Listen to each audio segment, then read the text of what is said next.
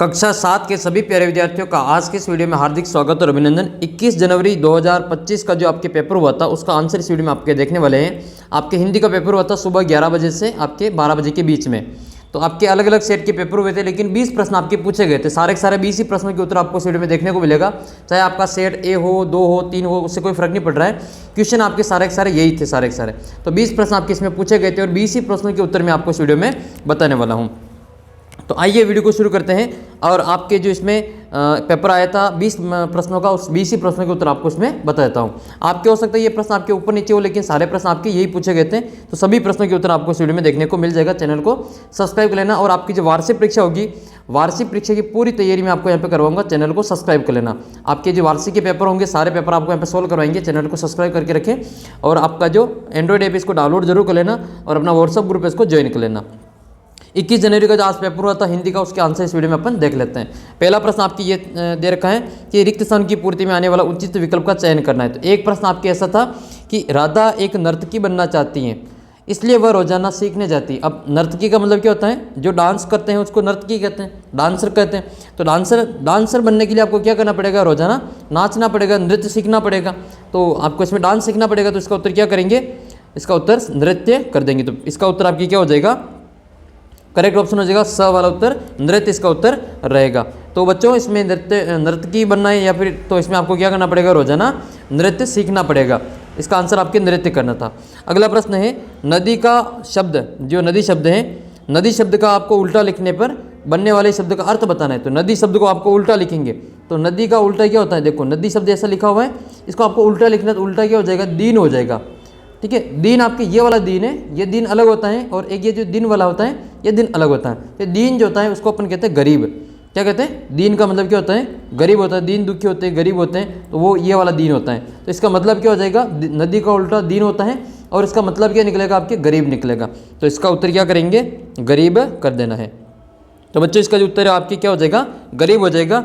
आपको गरीब का विलोम कमेंट करके बताना है। गरीब का विलोम आपको कमेंट करके बताना है। एक आपको कायर का विलोम कमेंट करके बताना है। विलोम का मतलब विपरीत अर्थ वाला। जैसे सुख का ये क्या होता है? दुख होता है, छोटा का बड़ा होता है। ठीक है, इसी प्रकार से आपको एक तो गरीब का बताना है, गरीब का विलोम क्या होगा, और एक आपको कायर का विलोम कमेंट करके बताना है। अगला प्रश्न फिर आपकी क्वेश्चन नंबर 3। क्वेश्चन नंबर 3 है बच्चों, इसमें आपके कि किस वाक्य में सही विराम चिन्ह का प्रयोग किया गया है। तो विराम चिन्ह का प्रयोग किस में सही किया गया है? तो इसका विराम चिन्ह का जो प्रयोग है वो ऑप्शन नंबर इसमें ब है, इसमें आपके सही किया गया है। वाह क्या है? जो खुशबू है। तो इसका उत्तर क्या हो जाएगा? वाह क्या खुशबू है। इसमें आपके विस्मयादि बोधक, आपके इस विस्मयादि बोधक जो है इसमें आपके निशान आएगा, ये सही लगा हुआ है। तो इसका उत्तर अपने को ऑप्शन नंबर ये कर देंगे, ब वाला। वाह क्या खुशबू है। इसका उत्तर आपकी क्या करना है? ऑप्शन नंबर ब करना है। नेक्स्ट क्वेश्चन है फिर आपके नमस्ते सोहन चाचा, मैंने कहा।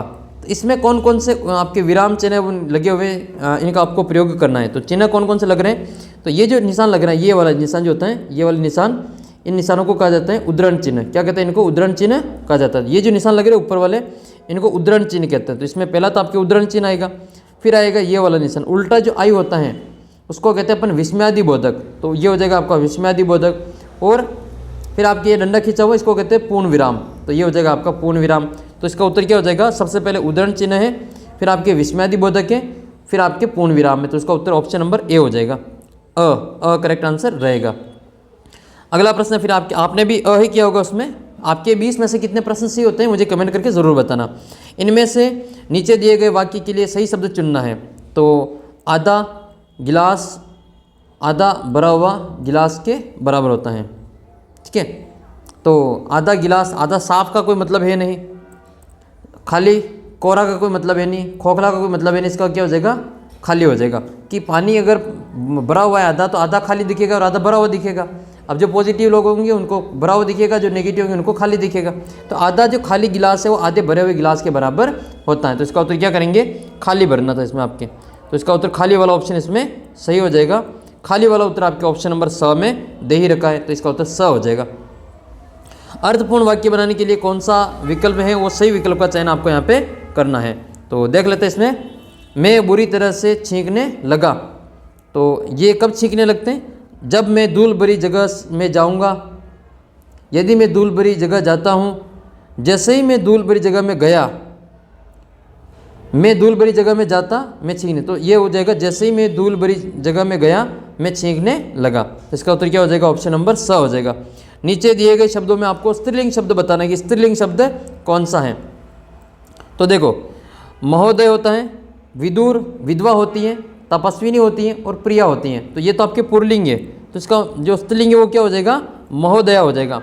अगर मैडम है तो महोदय लिखेंगे और सर है तो महोदय लिखते हैं, तो इसका उत्तर क्या कर लेंगे? महोदय इसका उत्तर हो जाएगा। ठीक है, ये आपको अच्छे से याद कर लेना है। स्त्रीलिंग का मतलब दो लिंग होते हैं, एक तो पुल्लिंग होते हैं और एक आपके स्त्रीलिंग होते हैं। तो जैसे गाय का क्या होता है? गाय का होता है, गाय स्त्रीलिंग है तो उसका पुल्लिंग क्या हो जाएगा? बैल हो जाएगा। माता का लिंग चेंज करेंगे तो क्या होगा? पिता हो जाएगा। लड़का का लड़की हो जाएगा। इसी प्रकार से आपको बताना है कि ये विदुर का क्या हो जाएगा? विधवा हो जाएगा। विदुर का विधवा हो जाएगा। तो ये लिंग चेंज करके बता रहे हैं कि तो किसी के पुरुष या स्त्री होने का पता चलता है लिंग से।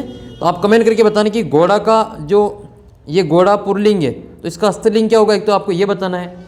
एक हाथी का आपको बताना है कि हाथी का जो स्त्रीलिंग है वो क्या रहेगा।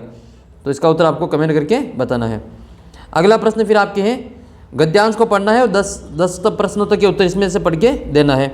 तो गद्यांश इस प्रकार से है कि प्राचीन समय में भारत में कृषि को अत्यधिक महत्व दिया जाता था। किसानों को अन्नदाता का स्थान प्राप्त था क्योंकि वह पूरे समाज के भोजन को आवश्यकता का पूर्ति करता था। भोजन ग्रामीण में किसान का स्थान बहुत ही ऊंचा माना जाता है। ग्रामीण जीवन में भोजन किसान का स्थान काफ़ी ऊंचा माना जाता है।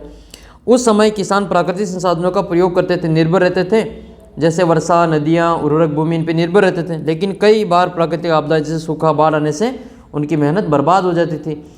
फिर भी कठिन परिस्थितियों के बावजूद किसान अपने कार्य में लगे रहते थे क्योंकि उनके लिए खेती सिर्फ रोजगार नहीं बल्कि एक सेवा का कार्य था।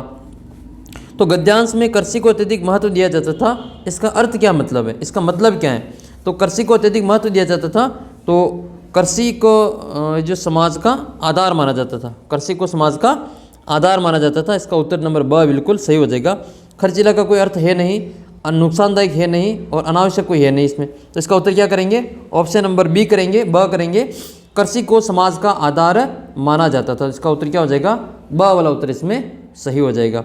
इसका उत्तर ब वाला, कृषि का समाज का आधार माना जाता है, ये बिल्कुल करेक्ट आंसर रहेगा। अगला प्रश्न है, किसान को किसका दर्जा प्राप्त था? तो इसमें आया था कि किसान को जो अन्नदाता का स्थान प्राप्त था। तो इसका उत्तर क्या करेंगे? अन्नदाता कर देंगे। किसान को अन्नदाता का जो दर्जा है वो प्राप्त था। तो ये वाला उत्तर आपको इसमें कर लेना है। अगला प्रश्न है, किसान को समाज में ऊंचा स्थान क्यों दिया गया? कि भाई किसान को जो समाज में इतना ऊंचा स्थान क्यों मिला? तो इसका कारण क्या है कि वह जो समाज को अनाज उपलब्ध करवाता है। तो इसका उत्तर अ वाला उत्तर इसमें सही है। खाली स्थान के लिए उचित विकल्प चुनना है। मैंने अभी यह कार्य करना शुरू किया है, मैं इसे कल तक क्या करेगा? पूरा करता हूँ, पूरा कर लूँगा, पूरा कर लिया या पूरा कर रहा हूँ। तो करता हूँ तो होगा नहीं, मैं पूरा कर लूँगा। इसका उत्तर क्या होगा? पूरा कर लूँगा। तो ये भविष्य की बात हो रही है, आने वाले समय की। तो मैं कल पूरा कार्य कर लूँगा। अगला प्रश्न फिर आपके, उस शब्द को चुनिए जिसमें खाली स्थान के भरने पर प्रश्न पूरा हो जाएगा और दिया गया उत्तर उस प्रश्न के लिए सही लगेगा। तुमने गुलाब तोड़े, इसका उत्तर क्या दे रखा है? तुमने 3 गुलाब तोड़े। तो ये इसका उत्तर होगा कि तुमने कितने गुलाब तोड़े। तो प्रश्न पूछ रहे अपन किसी को, तुमने कितने गुलाब तोड़े? तो सामने वाला कह रहा है कि भाई मैंने तो 3 गुलाब तोड़े। तो इसका उत्तर क्या हो जाएगा कि तुमने जो कितने गुलाब तोड़े। इसका उत्तर क्या आएगा? प्रश्नवाचक 3 इसका उत्तर रहेगा। अगला है, काला घोड़ा सरपट दौड़ रहा है। इसमें आपको क्रिया विशेषण बताना है। जो क्रिया की विशेषता बताता है उसको अपन क्रिया विशेषण कहते हैं। तो दौड़ तो रहा है लेकिन कैसा दौड़ रहा है? सरपट दौड़ रहा है। तो इसका उत्तर क्या हो जाएगा? अपने सरपट इसका आंसर रहेगा। जो शब्द संज्ञा या सर्वनाम की विशेषता बताता है उसको विशेषण कहते हैं। तो इसमें जो काला है वो घोड़े की विशेषता बता रहा है, तो इसमें विशेषण क्या हो जाएगा? इसमें विशेषण तो हो जाएगा आपके काला। ये विशेषण जो है आपके काला है, विशेषण क्या हो जाएगा? काला। और इसमें जो सरपट है वो आपके क्रिया विशेषण है। तो ये आपको अच्छे से याद कर लेना है। ठीक है, ये आपको अच्छे से याद रखना है। नेक्स्ट है आपके एक गद्यांश को पढ़ करके 14 से 16 तक के प्रश्न के उत्तर देना है। प्रश्न ये है कि एक धनी जमींदार बहुत बीमार था। उसने अपने 3 पुत्रों से कहा कि उसकी मृत्यु के बाद वे अपने बिस्तर के नीचे खुदाई करें। उसके बाद जल्द ही उनकी मृत्यु हो गई। कुछ दिनों बाद उनके पुत्रों ने उस स्थान की खुदाई शुरू की। तो खुदाई से एक के ऊपर एक 3 पात्र मिले निकले। सबसे ऊपर वाले में मिट्टी, बीच वाले में सूखा गाय का गोबर, नीचे वाले में भूसा भरा हुआ था। सबसे नीचे एक चांदी का सिक्का था। भाइयों को कुछ समझ में नहीं आया। सबसे बड़े भाई ने कहा कि पिताजी पात्रों में रखी चीज़ों के द्वारा हमसे कुछ कहना चाहते थे। तो उन्होंने बहुत कुछ सोचा, परंतु उसमें कोई इस समस्या को सुलझा नहीं पाया। अंत में उन्होंने अपने डॉक्टर, जो कि उनके पारिवारिक मित्र थे, उनसे इस उलझन को बताने का निर्णय लिया। तो जब भाइयों ने यह समस्या डॉक्टर साहब के सामने रखी तो वे हंसने लगे। उन्होंने कहा कि इसका अर्थ बहुत ही आसान है। तुम कहते हो कि सबसे ऊपर वाले पात्र में मिट्टी है, इसका मतलब यह है कि जो सबसे बड़े पुत्र हैं उस बड़े पुत्र को खेती देना चाहते थे। दूसरे पात्र में गाय का गोबर है, इसका मतलब क्या हुआ कि वह दूसरे जो बेटा है उसको पशुओं का झुंड देना चाहते थे। और आखिरी जो पात्र है वो भूसा का है। तो भूसा सुनहरे रंग का होता है, इसका मतलब क्या होता है, वह अपने सबसे छोटे पुत्र को सारा सोना देना चाहते थे। तो ये सभी बातें सुनकर सबसे छोटे भाई ने कहा कि पर एक बात समझ में नहीं आई कि पात्रों के नीचे चांदी का सिक्का क्यों था। तो डॉक्टर ने मुस्कुराते हुए कहा कि तुम्हारे पिताजी जानते कि तुम मेरे पास इस समस्या का समाधान पूछने आओगे, इसलिए यह सिक्का मेरा इनाम है। तो ये इस प्रकार से इन्होंने इस कहानी के माध्यम से बताया कि इसका जो अर्थ है इस प्रकार से निकाला गया है। तो दूसरे पुत्र के पशुओं का झुंड देना चाहते थे। तो यहाँ पे दूसरे पुत्र इसका मतलब क्या हुआ, तो दूसरा पुत्र कौन सा होता है, पहला तो सबसे बड़ा वाला, फिर दूसरा बीच वाला और तीसरा सबसे छोटा वाला। तो दूसरा मतलब ये बीच वाला, तो बीच वाला जो भाई है वो दूसरा पुत्र इसका उत्तर रहेगा। अगला प्रश्न है, जब भाइयों ने यह समस्या डॉक्टर के सामने रखी तो वे हंसने लगे। रखी शब्द का उपयोग जिस तरह वाक्य में किया है इसका अर्थ किससे मिलता जुलता है। रखना का मतलब क्या होता है, प्रस्तुत करना। रखना का मतलब क्या है, किसी के सामने समस्या रखना, प्रस्तुत करना, प्रेजेंट करना। तो इसका उत्तर प्रस्तुत की है। अगला प्रश्न फिर आपके ये कि रिक्त स्थानों की पूर्ति के लिए उचित विकल्प का चयन करना है। सबसे नीचे वाले पात्र में क्या था, सबसे नीचे वाले पात्र में अनाज के सूखे हुए तिनके थे। तो अनाज के सूखे हुए जो तिनके होते हैं इसको क्या कहते हैं, इसको भूसा कहते हैं। तो इसका उत्तर क्या हो जाएगा, सबसे नीचे वाले पात्र में अनाज के सूखे हुए तिनके थे, उसको भूसा कहा जाता है। गेहूं के दाने नहीं होगा, मिट्टी नहीं होगा, सोने का चांदी का सिक्का तो सबसे नीचे था। तो इसका उत्तर ऑप्शन नंबर 3 कर देंगे। निम्न में से उपसर्ग का उदाहरण है। उपसर्ग का मतलब जो शब्द संज्ञा या सर्वनाम के आगे लग जाता है उसको अपन उपसर्ग कहते हैं, उसका अर्थ को परिवर्तित कर देते हैं। इसमें वी प्लस हार है, तो ये विहार हो जाएगा। ठीक है, वी प्लस हार, तो इसमें वी उपसर्ग है, इसमें वी क्या है, उपसर्ग है। इसी प्रकार से आ लग जाएगा तो ये आहार हो जाएगा। आहार का मतलब भोजन हो जाएगा। ये विहार का मतलब हार का मतलब हारना होता है या फिर गले में पहनने वाला हार होता है, लेकिन वी लगाने पर विहार हो जाएगा, मतलब घूमना। आहार है मतलब भोजन हो जाएगा, पर हार का मतलब होता है मारना। इसी प्रकार से आपके ये हार शब्द के आगे अलग अलग उपसर्ग लगेंगे, इसका अर्थ का परिवर्तन हो जाएगा।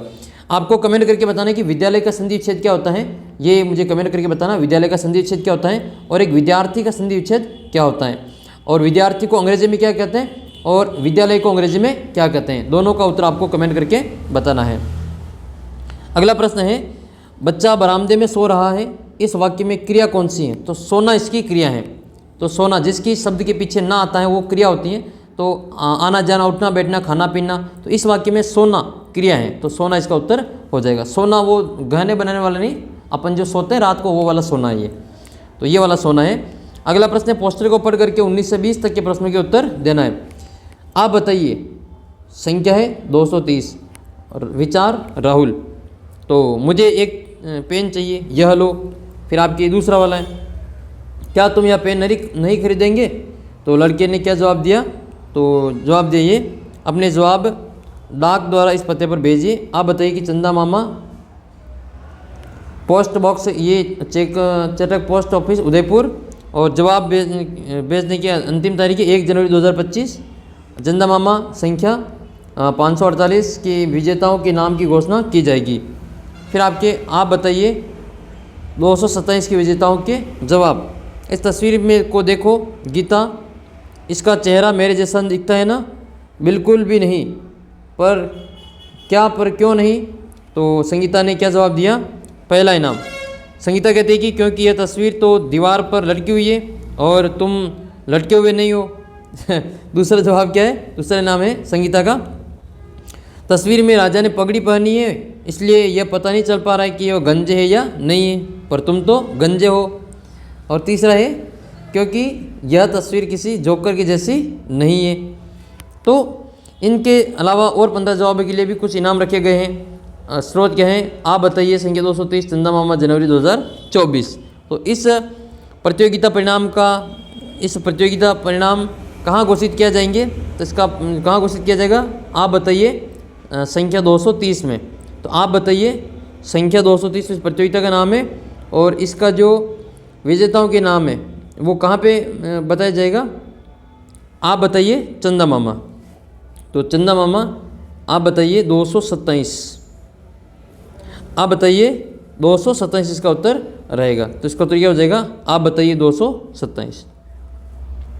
नेक्स्ट है ऐसे 227 आप बताइए नहीं होगा, ये 230 है, तो इसका उत्तर अपने को 230 करना है। आप बताइए इसके विजेता परिणाम जो घोषित किए जाएंगे वो 230 पे किए जाएंगे। आप बताइए 230, तो इसका उत्तर क्या हो जाएगा, 230 वाला उत्तर सही हो जाएगा। इस प्रतियोगिता में विचार किसके हैं, इस प्रतियोगिता में विचार किसके हैं, तो इसमें नाम दे रखा है राहुल, ठीक है, क्या है, विचार राहुल के हैं। तो इसका उत्तर क्या हो जाएगा, विचार राहुल हो जाएगा। तो ये आपके 20 प्रश्न पूछे गए थे। 20 में से आपके कितने प्रश्न सही हो रहे हैं मुझे कमेंट करके जरूर बताना। चैनल को सब्सक्राइब कर लेना, व्हाट्सअप ग्रुप को ज्वाइन कर लेना और व्हाट्सअप ग्रुप के अलावा अपना जो एंड्रॉइड ऐप है इसको डाउनलोड करना। ऐप के ऊपर आप रोजाना टेस्ट भी दे सकते हैं, शाम को 6 बजे टेस्ट होता है, आप टेस्ट जरूर दें। आपके NMMS परीक्षा का पेपर होगा 8वीं क्लास में, तो उसकी मैं पूरी आपको तैयारी करवाऊंगा। जो बच्चा 8वीं क्लास में NMMS का पेपर देगा और इसमें पास हो जाएगा उसको 48,000 रुपये मिलते हैं। अगर आपका भी सपना है 48,000 रुपये लेने का तो चैनल को सब्सक्राइब कर लेना और ऐप को डाउनलोड कर लेना। मैं आपको पूरी आगे जानकारी देता रहूँगा। इस बार भी कई बच्चों ने NMMS का पेपर दिया है और उनको ये जो इस बार छात्रवृत्ति मिलने वाली है। तो अगर आप भी 8वीं क्लास में जाओगे उस समय ये परीक्षा देना चाहते हो तो चैनल को आज ही सब्सक्राइब कर लेना। और आपका जो गणित का पेपर है वो भी मैंने अपलोड कर दिया है, चैनल को सब्सक्राइब करके वो भी देख सकते हैं। बाकी और भी आपकी इंग्लिश का पेपर होता है, सारे आंसर की मैंने आपको बता दिए। मिलते हैं आपको अगले वीडियो में, तब तक जय हिंद जय भारत।